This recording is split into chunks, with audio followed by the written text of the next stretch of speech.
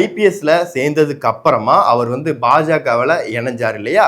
அதுக்கு முன்னாடி ஒரு விஷயம் நடந்தது. அதாவது ஐபிஎஸ்ல ரிசைன் பண்ணிட்டு பாஜகவில் இணையறதுக்கு முன்னாடியே ரஜினி அவர்கள் வந்து இவரை கூப்பிட்டு இந்த மாதிரி அரசியல்ல என்னோட இணைஞ்சு பணியாற்றுங்க அப்படின்ற மாதிரி ஒரு விஷயம் சொல்லியிருக்காங்க.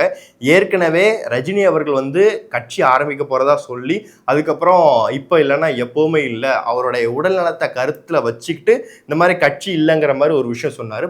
பல பேர் கிட்ட ஒரு எதிர்ப்பு கிளம்பிச்சு. ரஜினி ரசிகர்கள் மத்தியிலே ஒரு மிகப்பெரிய அளவில் ஒரு அதிருப்தி உண்டு பண்ணுச்சு. தமிழ்நாட்டிலேயே ஒரு வித்தியாசமான ஒரு விஷயமா அது வந்து உருவெடுத்துச்சு அப்படின்ற ஒரு விஷயம் தான் இருக்குது. அதுக்கு நடுவில் அண்ணாமலை வந்து கேட்டார் இல்லையா ரஜினி அவர்கள்.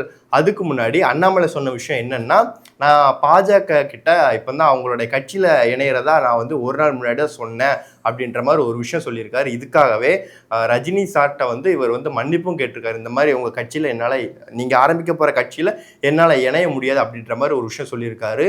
பாஜகவோட வாக்கு சதவீதங்கிறது அப்போ உள்ள காலகட்டத்தில் ஒரு சிங்கிள் டிஜிட்டாக தான் இருந்துச்சு.